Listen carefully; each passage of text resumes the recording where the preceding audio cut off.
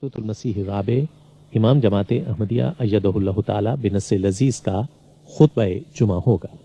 صلی علی رسولنا صلی علی محمد صلی علی رسولنا صلی علی محمد صلی علی محمد صلی علی محمد صلی علی محمد صلی علی محمد صلی علی محمد صلی۔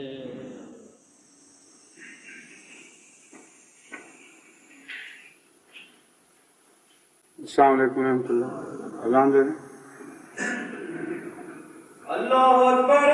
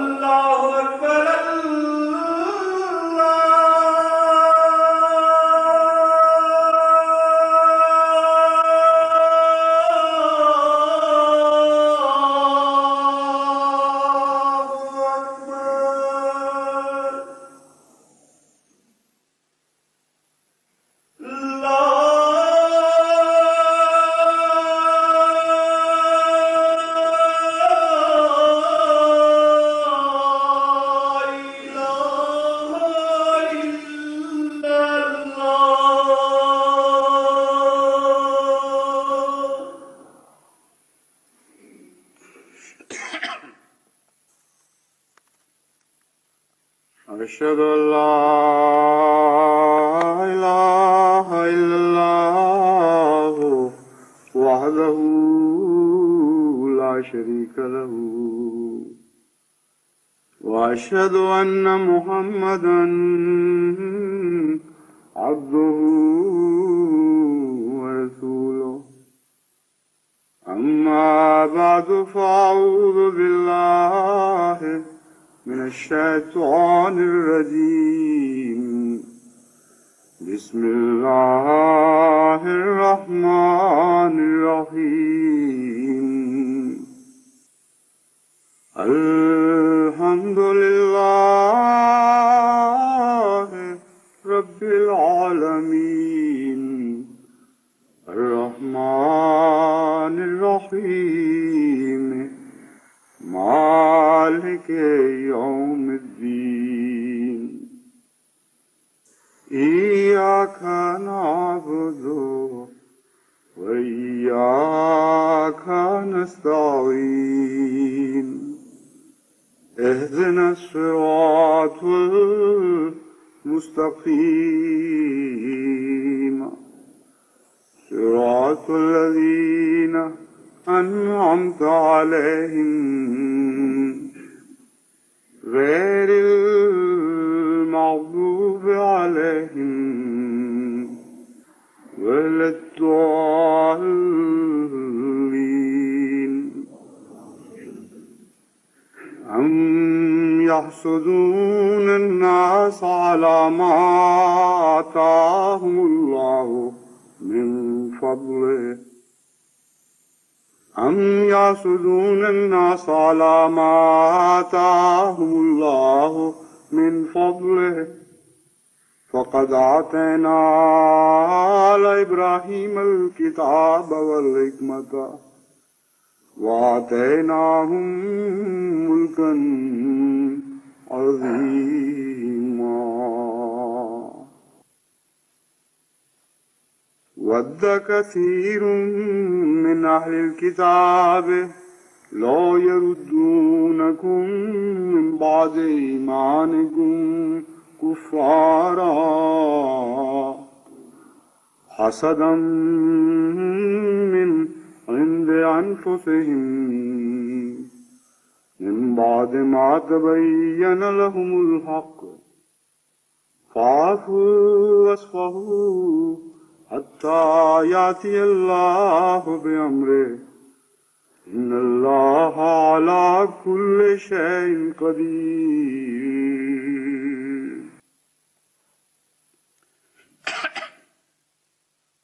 یہ دو آیات کریمہ جن کی میں نے تلاوت کی ہے سورہ نساء اور سورہ البقرہ سے لی گئی ہیں. پہلی آیت سورہ نساء سے ہے اور دوسری البقرہ سے. ان دونوں میں حسد کا ذکر ملتا ہے. قرآن کریم میں حسد کا ذکر اس کے علاوہ 3 دوسری جگہوں پر آتا ہے. ایک سورہ فتح میں اور 2 مرتبہ سورہ فلق میں.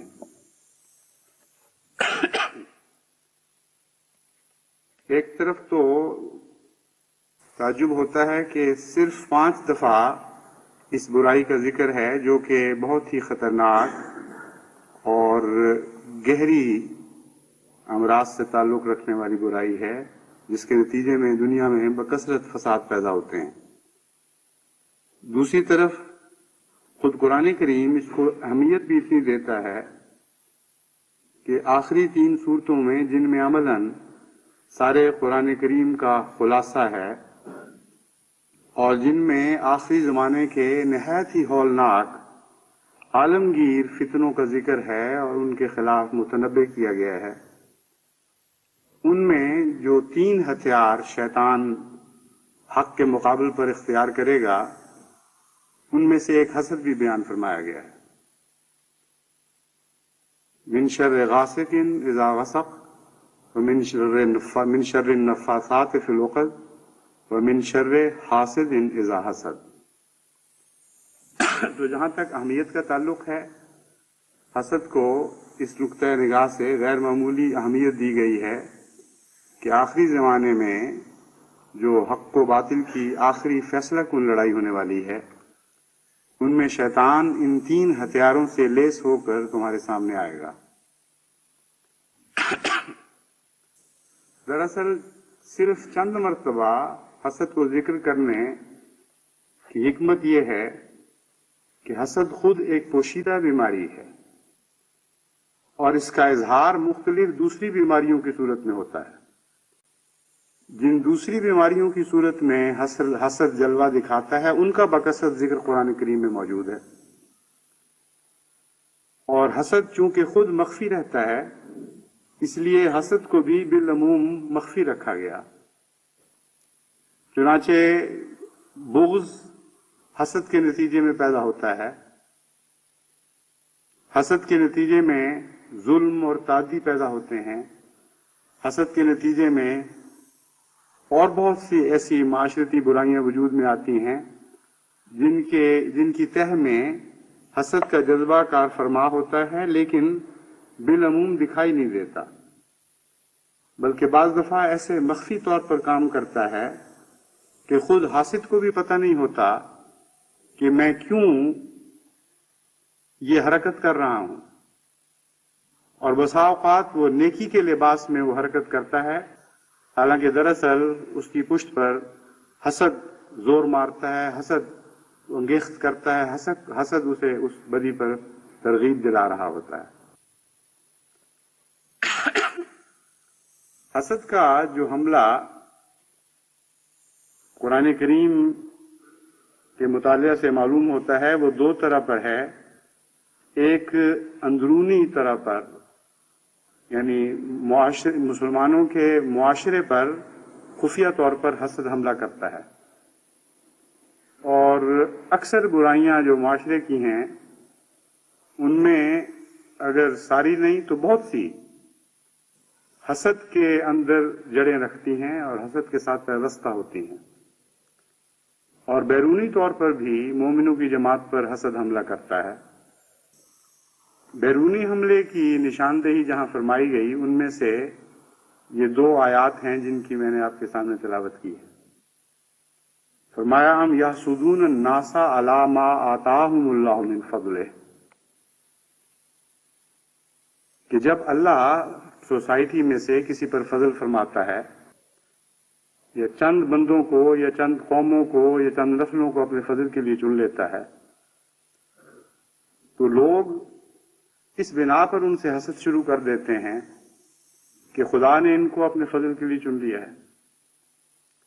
لیکن ان کا یہ حسد ان لوگوں کی ترقی پر ذرہ بھر بھی اثر انداز نہیں ہوتا جن کو خدا نے اپنے فضل کے لیے چن لیا۔ فرمایا فقد آتینا آل ابراہیم الکتاب والحکمت وآتیناہم ملکا عظیما، ان حاسدوں کے باوجود اس کے کہ لوگ جلتے رہے اس آگ میں کہ کیوں ابراہیم پر ایسے فضل نازل ہوئے، کیوں اس کی اولاد پر اتنے فضل نازل ہوئے، کیوں وہ دنیا میں ترقی کرتے چلے گئے۔ فقد آتینا آل ابراہیم، ہم نے ابراہیم ہی پر نہیں اس کی آل پر بھی فضل نازل فرمائے، ان کو کتاب دی، ان کو حکمت عطا فرمائی، وآتیناہم ملکا عظیما، اور انہیں عظیم روحانی سلطنت عطا فرمائی۔ ملک عظیم میں قرآن کریم کے محاورے کے مطابق اول درجے پر روحانی سلطنت مراد ہوتی ہے۔ دوسری جگہ قرآن کریم مومنوں کی جماعت سے بالعموم کفار کے حسد کا ذکر کرتے ہوئے فرماتا ہے وَدَّ كَثِيرٌ مِّنْ أَهْلِ الْكِتَابِ لَوْ يَرُدُّونَكُم مِّن بَعْدِ إِيمَانِكُمْ كُفَّارًا حَسَدًا مِّنْ عِندِ أَنفُسِهِمْ من بعد ما تبین لهم الحق فاعفوا واصفحوا حتی یاتی اللہ بامرہ ان اللہ علی کل شیء قدیر۔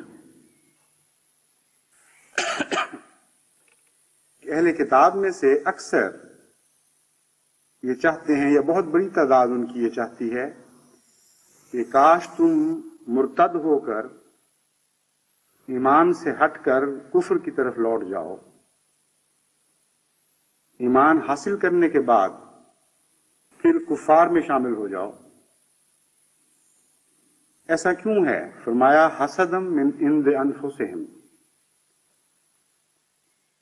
یہ ان کے اندر جو حسد پایا جاتا ہے اس کی بنا پر ہے. یہاں اور باتوں کے علاوہ یہ امر قابل غور ہے کہ من عند انفسہم کہنے کی کیا ضرورت تھی؟ حسد کا ذکر کافی کیوں نہیں تھا؟ اپنے اندر کے حسد سے ہی انسان بدیاں کرتا ہے، مخالفتیں شروع کر دیتا ہے، دوسرے کا برا چاہتا ہے. سب کے حسد ان کے اندر ہوتے ہیں. تو حسد من عند انفسہم میں اس بات پر زور کیوں دیا گیا؟ زور اس وجہ سے دیا گیا کہ بعض دفعہ حسد کسی ایسی دشمنی کے نتیجے میں جڑ پکڑتا ہے جس دشمنی کو پیدا کرنے میں فریق ثانی ذمہ دار ہوتا ہے.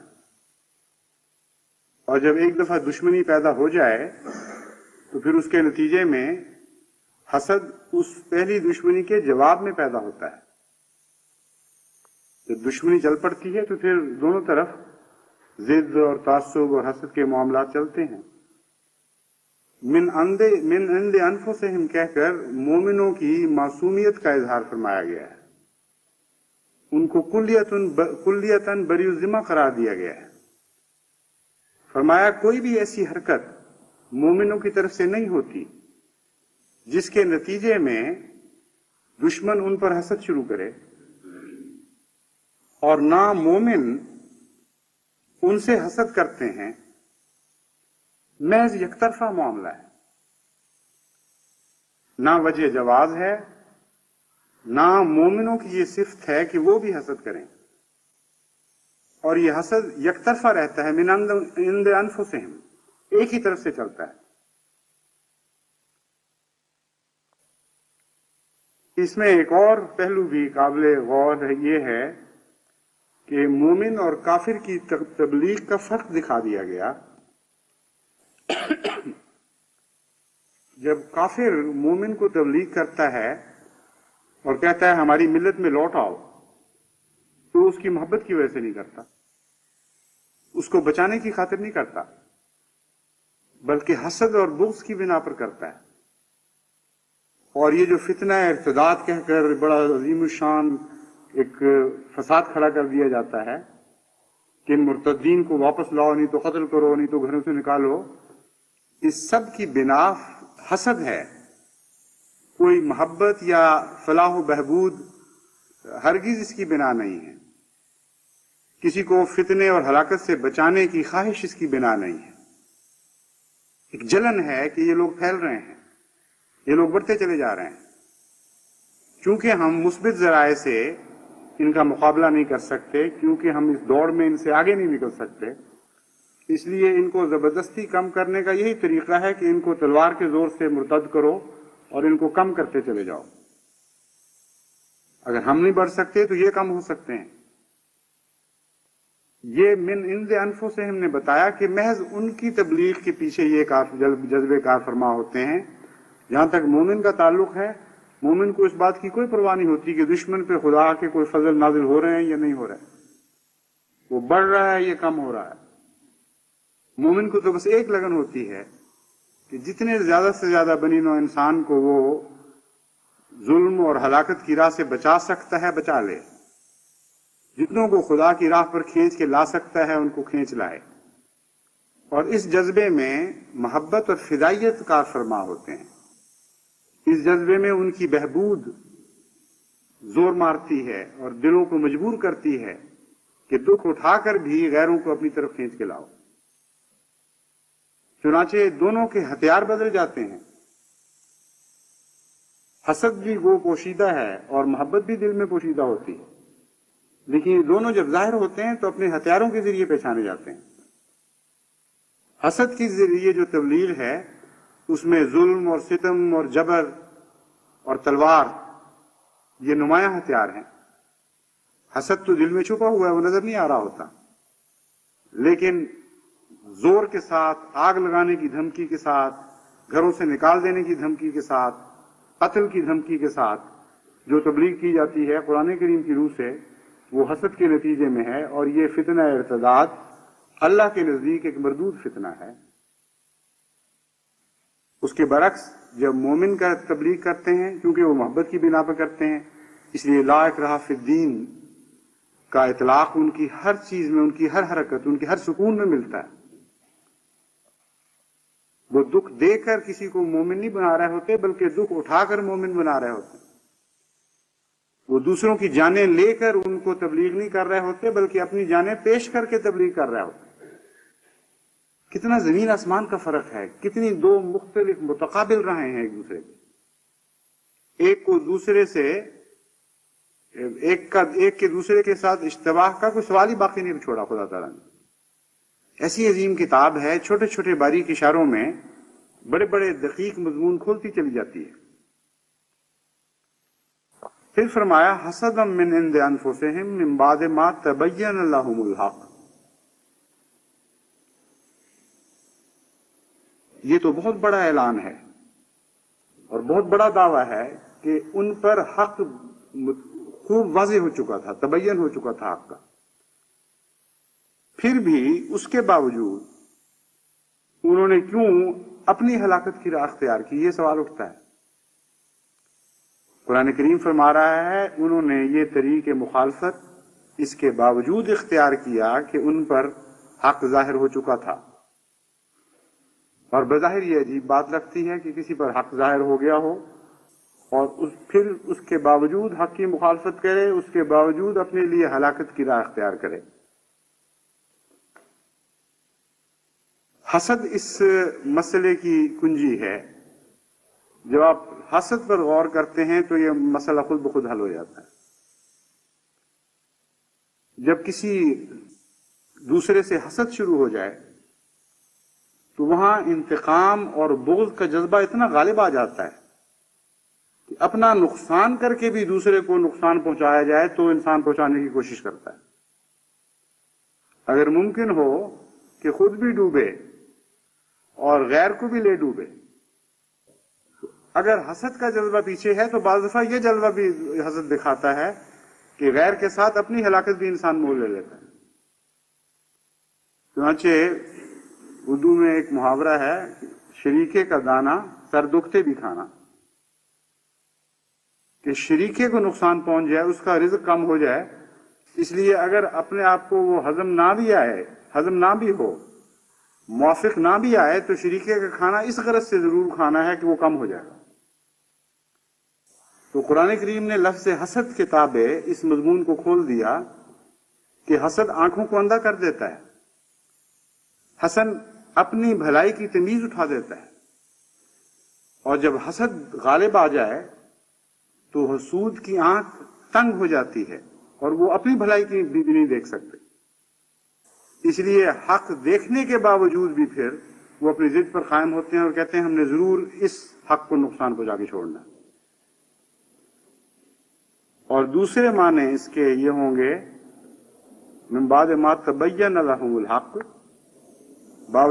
اس وقت اس وجہ سے وہ ارتداد کا فتنہ شروع کرتے ہیں کہ ما تبین لہم الحق، وہ جان چکے ہوتے ہیں کہ اب اگر ہم نے زبردستی ان کو نہ روکا تو یہ ضرور غالب آ جائیں گے۔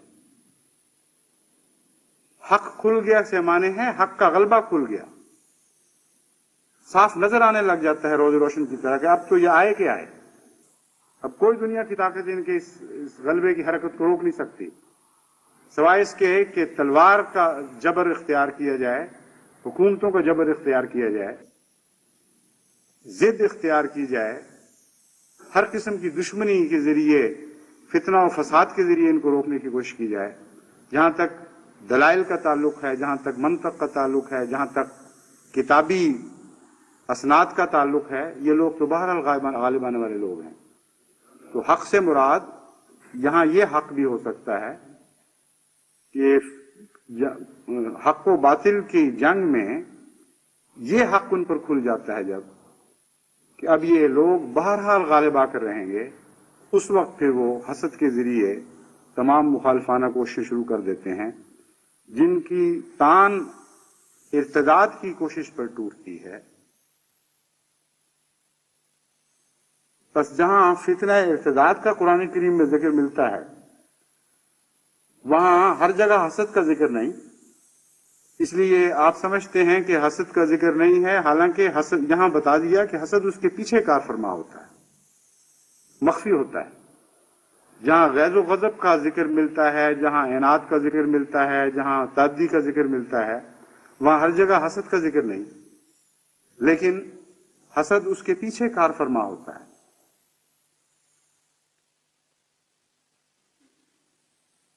فرمایا فافو وصفہو حتی یاتی اللہ بامرہ، مومن کی صفات کو کافر کی صفات سے کتنی شان کتنے نمایاں امتیاز کے ساتھ الگ کر کے دکھا دیا۔ اس حسد کے مقابل پر مومن کو حسد کی اجازت نہیں دی گئی۔ اس جبر کے ذریعے مرتد کرنے کی مہم کے مقابل پر قرآن کریم نے جبر کے ذریعے مرتد کرنے کی مہم چلانے کی اجازت نہیں عطا فرمائی۔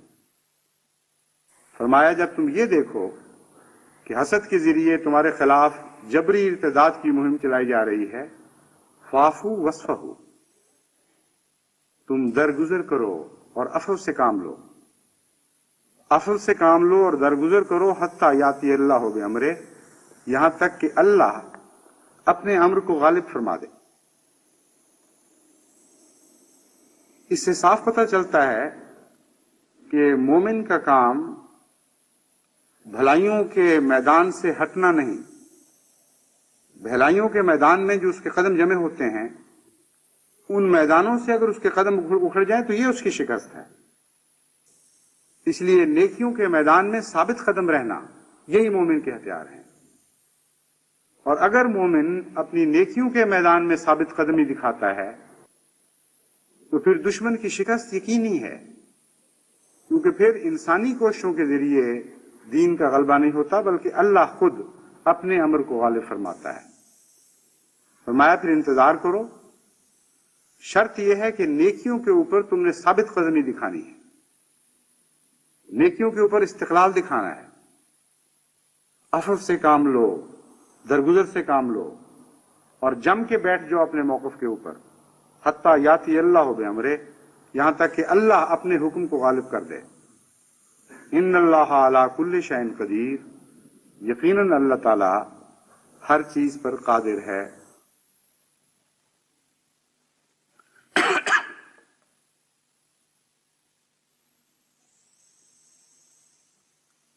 چنانچہ قرآن کریم میں جہاں دور آخر میں حاسد کے حسد سے بچنے کی دعا سکھائی، وہاں حاسد کے حسد کے اظہار کے طریقے بھی ہمیں قرآن کریم نے بتا دیے کہ کس کس طرح یہ حسد ظاہر ہوگا اور کس طرح یہ حسد انکار پر منتج ہوگا، اور خدا تعالیٰ جتنے تم پر فضل فرماتا چلا جائے گا اتنا ہی غیظ و غضب دشمن کا بڑھتا چلا جائے گا، اور اس کے سب کے پیچھے جذبہ حسد کا جذبہ کار فرما ہوگا کہ کیوں اللہ تعالیٰ ان لوگوں کو بڑھاتا چلا جا رہا ہے، کیوں ان پر فضل فرماتا چلا جا رہا ہے۔ اور علاج کیا ہے؟ عفو سے کام لیں، انتقام سے کام نہ لیں، درگزر سے کام لیں، اور کامل یقین کے ساتھ اللہ کی طرف سے فتح اور غلبہ کے آنے کا انتظار کریں، اور اللہ سے ان کے شر سے پناہ مانگتے چلے جائیں۔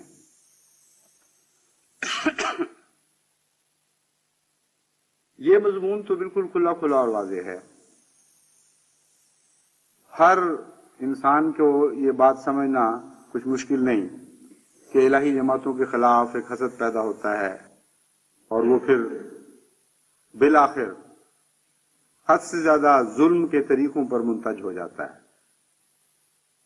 لیکن حسد کا حملہ مومنوں کی جماعت کے اندر ہر طرف سے، ان کے گھروں میں، ان کی گلیوں میں، ان کے آپس کے تعلقات کے ہر دائرے میں شیطان کی طرف سے ہو رہا ہوتا ہے، اور بسا اوقات انسان اس کی آنکھیں بند کر لیتا ہے۔ اس لیے جو دوسرا پہلو ہے حسد کے حملوں کا، جماعتی تربیت کے لیے ضروری ہے کہ اس کی طرف بھی جماعت کو بار بار متوجہ کیا جائے۔ میں تقریباً 3 سال پہلے خطبے میں اسی مضمون کی طرف جماعت کو متوجہ کیا تھا۔ آج پھر فذکر ان نفعت الذکریٰ کی ہدایت کتابیں اس مضمون کو چھیڑا ہے. جہاں تک غیروں کے حسد کا تعلق ہے، اللہ تعالیٰ کا آپ سے وعدہ ہے کہ ان کے شر سے وہ آپ کو محفوظ رکھے گا. جہاں تک غیروں کے حسد کا تعلق ہے، اللہ تعالیٰ کا آپ سے وعدہ ہے کہ ان کے حسد کے باوجود خدا تعالیٰ آپ پر مزید فضل نازل فرماتا چلا جائے گا. لیکن حسد کرنے والی سوسائٹی سے اللہ کا کوئی وعدہ نہیں، حسد کرنے والے دلوں سے اللہ کا کوئی وعدہ نہیں. بس اگر حسد کے جذبات مخفی طور پر، جیسا کہ میں نے بیان کیا ہے، یہ ایک مخفی جذبہ ہے اور ایسا ظالم ہے جو شیطان کی صفت کے مطابق چھپ کر حملہ کرتا ہے. اسی لیے بہت کم اس کا ذکر لفظ حسد کے ساتھ ملتا ہے، اس کے مظاہر کا ذکر بکثرت قرآن کریم میں موجود ہے. اس لیے حسد کے خلاف بار بار متنبع کرنے کی ضرورت ہے، اور کس طرح یہ بھیس بدل کر داخل ہوتا ہے یہ سمجھانے کی ضرورت ہے، اور یہ بتانے کی ضرورت ہے کہ اگر آپ نے حسد کے خلاف اپنے دلوں کی اور اپنے گھروں کی حفاظت نہ کی تو حسد کی بیماری کا آخری نتیجہ انکار پر منتج ہوا کرتا ہے. حسد کے نتیجے میں پھر وہ حرکتیں شروع ہو جاتی ہیں جو غیروں کی حرکتیں قرآن کریم نے کھول کر آپ کے سامنے بیان فرمائی. پھر وہ سوسائٹی جو حسد کی شکار ہو جاتی ہے بالآخر انہی لوگوں میں سے خدا کے منکرین، اس کے پیاروں کے منکرین، نیک بندوں کی مخالفت کرنے والے پیدا ہونے لگ جاتے ہیں. اس لیے ایک بہت ہی خطرناک زہر ہے جس کے خلاف ہر ممکن کوشش کرنی چاہیے، ہر طرح سے اپنی سوسائٹی کو اس بد زہر کے اثر سے بچانے کی کوشش کرنی چاہیے. اور میں تو دیکھتا ہوں کہ بہت سی نیکیوں کے بھیس میں حسد کا جذبہ کار فرمان دکھائی دے رہا ہوتا ہے. گھروں کے معاملات میں، بہو اور ساس کے معاملات میں، بھائی بہنوں کے معاملات میں، خاوند بیوی کے معاملات میں، ایک خاندان کے دوسرے خاندان سے تعلقات کے معاملات میں، تجارتوں میں، نوکریوں میں، کون سا زندگی کا شعبہ ہے جہاں آپ کو بہت سی بدیوں کے پیچھے چھپا ہوا زمین گاہوں میں مخفی حسد نظر نہ آئے؟ جماعت کے معاملات میں اب نیکیوں میں پہ بھی حسد حملہ کر رہا ہوتا ہے اور نیکی کے لباس میں حسد حملہ کر رہا ہوتا ہے. بعض لوگوں کو اللہ تعالیٰ چندوں کی توفیق عطا فرماتا ہے، بڑی کثرت سے مالی قربانی کرتے ہیں، اور اس کے نتیجے میں بعض دوسرے لوگ دعائیں کرتے ہیں، انکسار کے ساتھ خدا کے حضور جھکتے ہیں کہ اے خدا ہماری بھی تمنائیں پوری کر، ہمیں بھی قربانی کی توفیق عطا فرما. اور بعض دوسرے دوست انتظار میں بیٹھے رہتے ہیں کہ ان کی کوئی برائی پکڑی جائے تو ہم پھر حملہ کریں، ہم بتائیں کہ اچھا یہ مالی قربانی والے اس قسم کے لوگ ہوتے ہیں، اور پھر یہ کہیں کہ جماعت تو بس اموال کی ہرس میں مبتلا ہے، جو مالی قربانی کر دے وہ نیکی سمجھی جاتی ہے اور دوسری چیزوں کی طرف پرواہ کوئی نہیں، نظر ہی کوئی نہیں ہے باقی باتوں کی طرف. اب یہ دو رد عمل کتنے مختلف ہیں. ایک حسد من انفسہم کا رد عمل ہے، من عند انفسہم کا رد عمل ہے، اور ایک تقویٰ کا رد عمل ہے، حسد سے خالی رشک کا، نیکیوں کی حصول کی تمنا کا رد عمل ہے. چنانچہ اکثر تنقید، جس کو آپ تخریبی تنقید کہتے ہیں، جب آپ اس کی چھان بین کریں، اس کا تجزیہ کریں تو اس کی جڑیں آپ کو ہمیشہ حسد میں دکھائی دیں گی.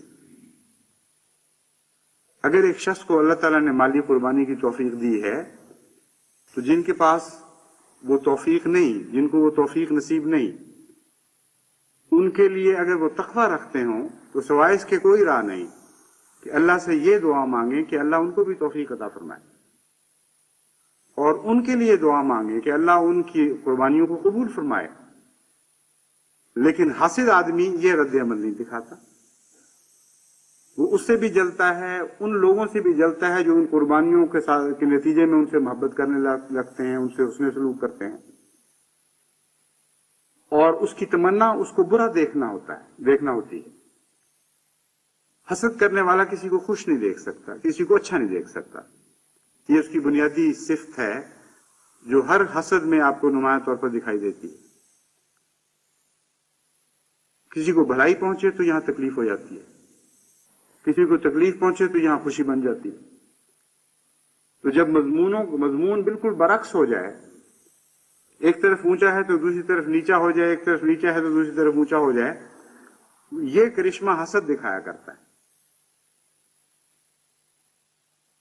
پھر خدا تعالیٰ بعض سلسلے کے کارکنوں کو خدمت کی توفیق بخشتا ہے، اس کے نتیجے میں وہ آگے آ جاتے ہیں، ان سے کام زیادہ لیے جاتے ہیں، ان پر زیادہ اعتماد کیے جاتے ہیں.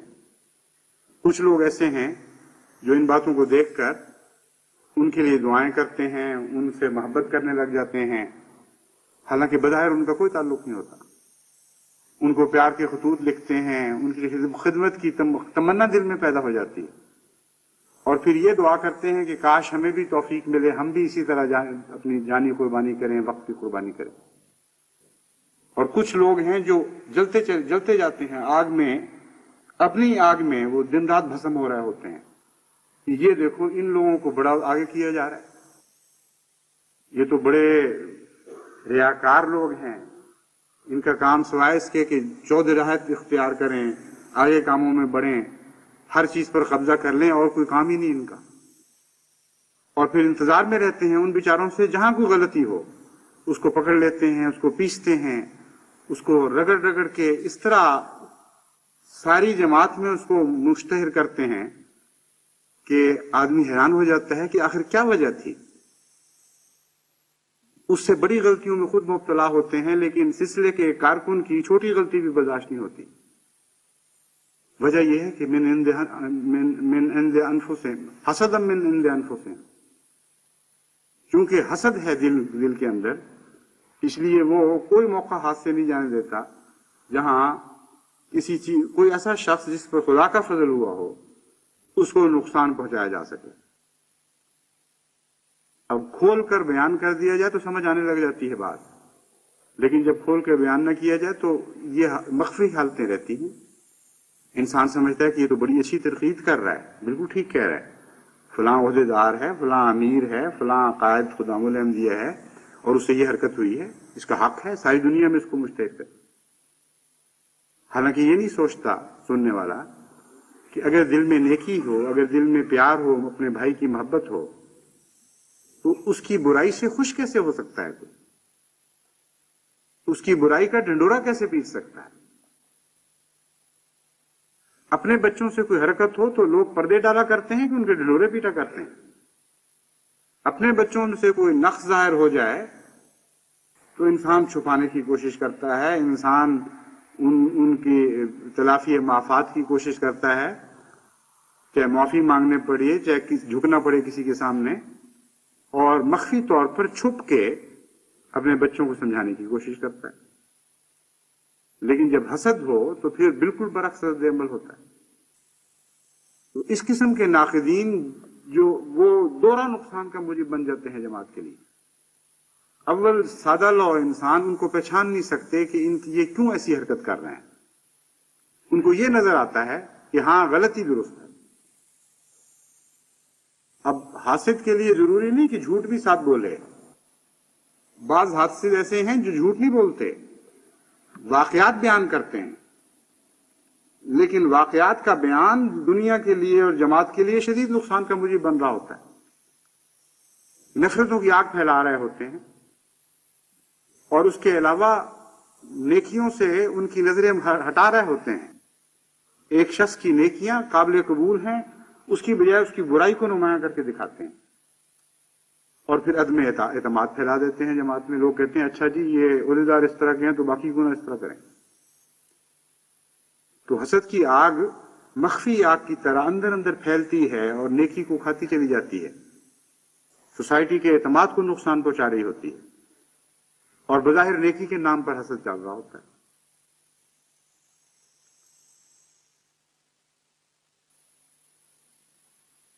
شریکہ جس کو پنجاب میں کہتے ہیں شریکہ، یہ سارا حسد کی بنا پر ہے. پوری سوسائٹی متاثر ہے اس سے. بڑے بڑے فساد ہوتے ہیں، بہت بڑی لڑائیاں ہو جاتی ہیں، خاندانی ناچاکیاں، رشتے کٹ جاتے ہیں، اور محض شریکے کی وجہ سے. اور اس شریکے کو بجائے اس کے کہ ہمارے معاشرے میں برا سمجھا جائے، فخر کا مجھے بنا لیا گیا ہے۔ چنانچہ بعض زمیندار مجھے بتاتے رہے ہیں کہ ہم جب جاتے ہیں شادیوں پر تو ہماری پوری کوشش ہوتی ہے کہ جس شریکے کے ہاں شادی ہو رہی ہے اپنے گھر کے بچے کی یا بچی کی، کہتے ہیں پوری کوشش ہوتی ہے کہ ان کا کھانا ختم ہو جائے، چاہے الٹیاں کرنی پڑیں، بعد میں حکیموں کے پاس جانا پڑے، علاج کروانا پڑے، معدے تباہ ہو جائیں، لیکن پورا زور لگاتے ہیں کہ اتنا کھاؤ کہ ان کے اندازے ناکام ہو جائیں اور کھانا بچ جائے اور ہم کہیں تمہاری ناک کٹ گئی۔ ایسی جاہلانہ حرکتیں ہیں۔ چنانچہ قرآن کریم نے کھول دیا کہ من بعد ما تبین لہم الحق، حق جاننے کے باوجود حسد اندھا کر دیتا ہے۔ حسد ایسی جہالت ہے کہ دکھاتا ہے کہ تمہارا نقصان ہے اس میں، اور اس کے باوجود حسد غلط اقدام پر مجبور کر رہا ہوتا ہے۔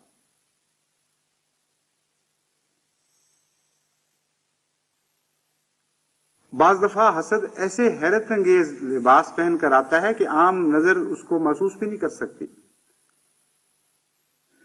ایک ساس بہو سے حسد کر رہی ہوتی ہے، اس لیے کہ اس کا بیٹا ساس اپنی ماں کے پیار میں اپنی بیوی کو شریک کر رہا ہوتا ہے۔ اب بظاہر تو کوئی وجہ نہیں، ماں کا پیار اور نوعیت کا ہے، اس کی پاکیزگی اور چیز ہے، اس کی مثال ہی کوئی نہیں، اور بیوی کا پیار بالکل اور نوعیت کا ہے۔ لیکن حسد جب زور مارتا ہے تو ان دونوں پیاروں کو آپس میں مقابلہ کروا دیتا ہے، اور ماں جلتی رہتی ہے کہ میری اس لڑکی کی طرف خاوند نے اتنی توجہ کی اور میں اب اس کی برائی دکھاتی ہوں اس کو، اور خود اپنا نقصان کرتی ہے، اپنے گھر کا ماحول تباہ کر لیتی ہے، اپنے بیٹے کے لیے، اپنی بہو کے لیے دکھ کا مجھے بن جاتی ہے۔ اور بیویاں جب جلتی ہیں ماؤں سے، یعنی اپنی ساسوں سے، تو خاوند کے کان بھرتی رہتی ہیں، ان کے دلوں میں ماں کے خلاف جذبے پیدا کرنے کی کوشش کرتی ہیں۔ تو حسد ہر جگہ کاٹنے والا کام کرتا ہے۔ من شر النفاثات فی العقد کے بعد رکھا ہے اس کو من شر حاسد اذا حسد، ان کا آپس میں گہرا تعلق ہے۔ حسد کے نتیجے میں تعلقات ٹوٹتے ہیں اور جدائیاں پیدا ہوتی ہیں، اور حسد کے فقدان کے نتیجے میں، یعنی رشک، اگر سچا رشک ہو اور محبت ہو اور پیار ہو تو اس کے نتیجے میں وصل پیدا ہوتا ہے، جدائیاں ہٹتی ہیں۔ جتنے بھی معاشرے میں ہمارے باہمی تعلقات میں جدائیاں پیدا کرنے والے جذبات ہیں یا جو جدائیاں پیدا کرنے والی حرکات ہیں، ان کے پیچھے آپ کو بسا اوقات حسد کام کرتا ہوا دکھائی دے گا۔ اور حسد انسان کو کمینہ بھی بنا دیتا ہے۔ حسد بالآخر نظر کو اتنا تنگ کر دیتا ہے کہ کسی کی خوشی برداشت ہی نہیں ہوتی۔ چنانچہ آپ کو ایسے تانے بھی ملیں گے کہ ایک غریب لڑکی کسی امیر گھر میں بیاہی آئی ہے اور وہ خوش ہوئی ہے آ کر، اس کو اچھا ماحول ملا، اس کو آرام نصیب ہوا، اس کو پہلے پورا کھانا ٹھیک نہیں ملتا تھا، یہاں اچھا کھانا کھانے ان کو ملا۔ اب یہ بات ساس کو بھی تکلیف دے رہی ہے، نندوں کو بھی تکلیف دے رہی ہے کہ اس کی کیا حیثیت تھی؟ یہ تو ساس کہتی ہے میرے بیٹے کی وجہ سے کھا رہی ہے نا، اور نندے کہتی ہیں ہمارے بھائی کی وجہ سے کھا رہی ہے نا۔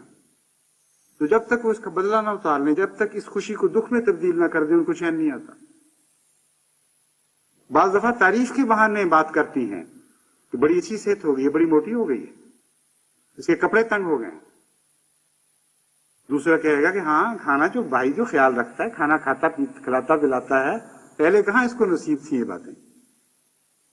اب وہ جو کچھ بیچاری کا کھایا پیا ہے اس کو زہر میں بدل دیتے ہیں۔ تو حسد اچھی چیز کو پکڑتا ہے اور اس کو گندی چیزوں میں گندی چیزوں میں تبدیل کرتا چلا جاتا ہے۔ اس کے مقابل پر محبت، سچی انسانی ہمدردی جو اللہ تعالیٰ سے پیار کے نتیجے میں، خدا کے تقوی کے نتیجے میں پیدا ہوتی ہے، وہ بری چیزوں پر ہاتھ ڈالتی ہے اور ان کو اچھی چیزوں میں تبدیل کرنا شروع کر دیتی ہے۔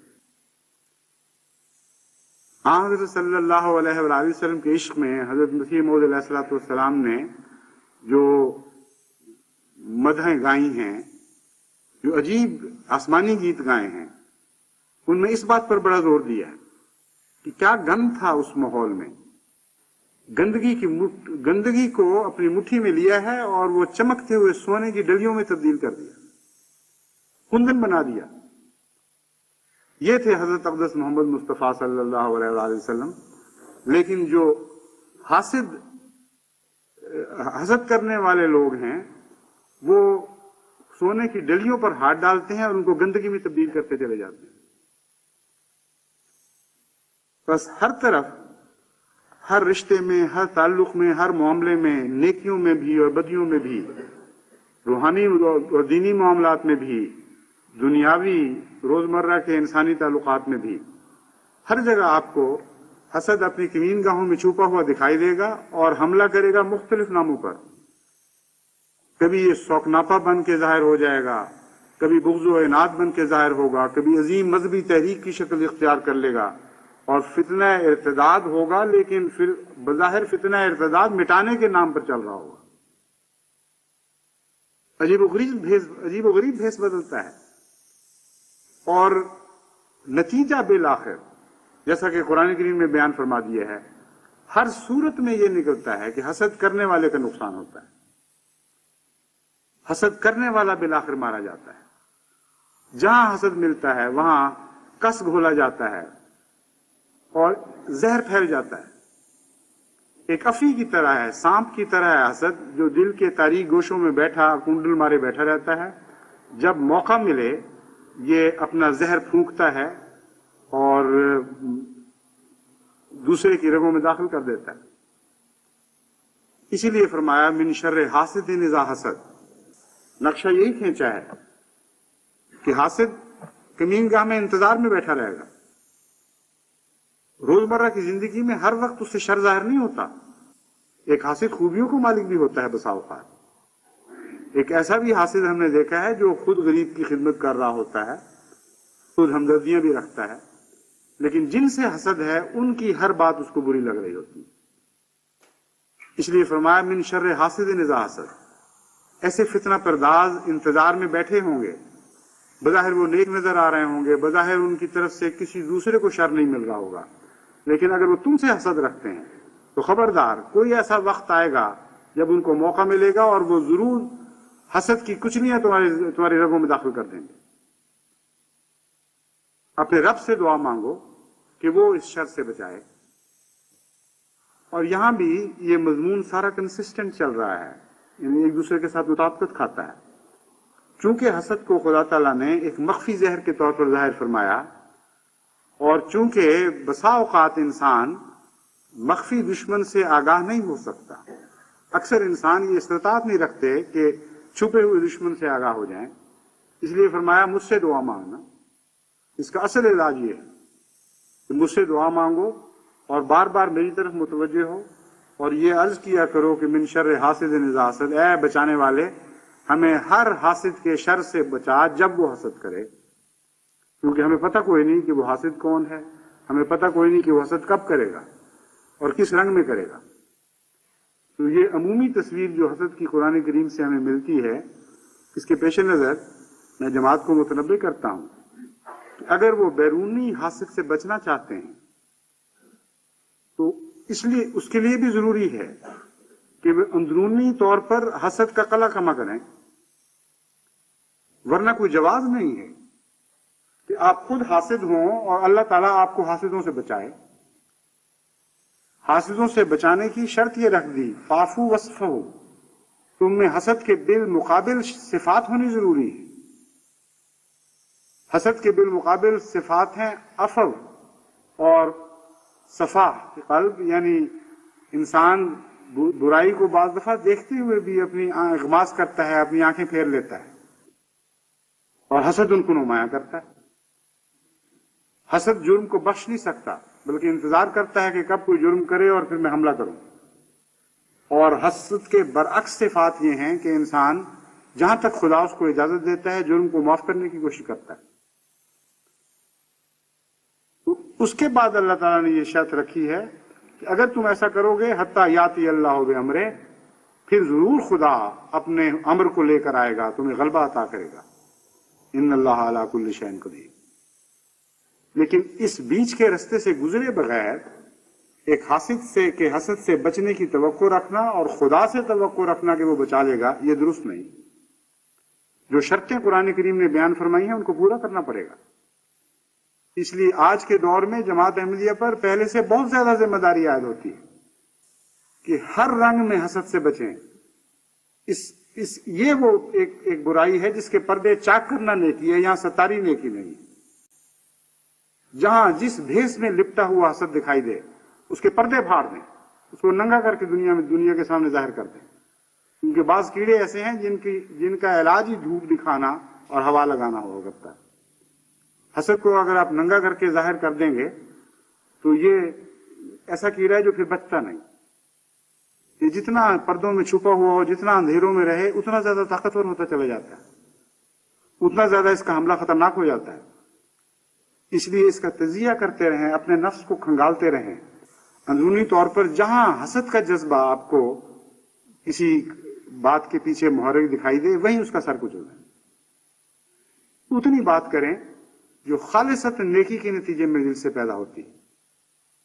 ان محرکات کو اختیار کریں جو تقوی کے نتیجے میں پیدا ہوتے ہیں، اور جہاں دوسرے کے اندر آپ تنقید میں حسد کا جذبہ دیکھیں، اس کو پیار اور محبت سے سمجھائیں کہ تمہاری بات حق تو ہوگی مگر حق طریق سے نہیں کر رہا ہے، اس کی وجہ اور ہے، ہمیں تمہارے اندر بغض دکھائی دے رہا ہے۔ یہی برائیاں جو دوسروں میں دیکھتے ہو تم خاموش ہو جاتے ہو، پرواہ بھی نہیں کرتے۔ فلاں شخص میں چونکہ یہ برائی آئی ہے اس لیے تم نے شور مچانا شروع کر دی۔ اگر تقوی ہے، اگر خدا کا خوف ہے تو عفو سے کام لو اور درگزر سے کام لو، محبت اور پیار سے اس کو سمجھانے کی کوشش کرو، اور پھر اگر ضروری ہے تو پھر جو خدا تعالیٰ نے طریقے مقرر کیے ہیں برائیوں کے اصلاح کے، ان طریقوں کو باقاعدہ اختیار کرو۔ اور اسی طرح معاشرے میں اپنے گھروں میں خوب غور سے دیکھیں کہ آپ کے تعلقات کیوں خراب ہو رہے ہیں۔ بسا اوقات حسد کے نتیجے میں تعلقات خراب ہو رہے ہوتے ہیں، اور حسد تھوڑ دلی پیدا کرتا ہے، بہت ہی چھوٹا اور کمینہ بنا دیتا ہے انسان کو۔ اس لیے بڑے حوصلے والے انسان بنے، اپنے ساری دنیا کو عطا کرنے ہیں، الگ فضل عطا کرنے ہیں، حضرت اقدس محمد مصطفیٰ صلی اللہ علیہ وآلہ وسلم کے اخلاق عطا کرنے ہیں۔ وہ دور بہت دور نہیں ہے، وہ قریب آ رہا ہے، اس کی تیاری کرنی پڑے گی آپ کو۔ اپنے گھروں سے ان سب گندوں کو صاف کرنا پڑے گا تاکہ آپ کے مہمان صاف ستھرے پاکیزہ ماحول میں مہمان بن کر آئیں۔ اللہ تعالیٰ ہمیں اس کی توفیق عطا فرمائے۔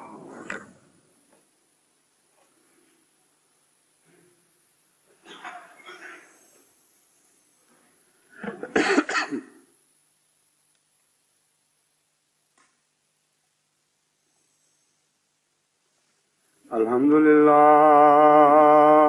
نحمدہ ونستعینہ ونستغفرہ ونؤمن بہ ونتوکل علیہ ونعوذ باللہ من شرور انفسنا ومن سیئات اعمالنا من يهده الله فلا مضل له ومن يضلله فلا هادي له ونشهد أن لا إله إلا الله وحده لا شريك له ونشهد أن محمدا عبده ورسوله۔ حاضری جنازہ نہیں سب خیر بھائی۔ عباد اللہ رحمکم اللہ، ان اللہ یامر بالعدل والإحسان وإیتاء ذی القربى وینہی عن الفحشاء والمنکر والبغی یعظکم لعلکم تذکرون۔ اذکروا اللہ یذکرکم وادعوہ یستجب لکم ولذکر اللہ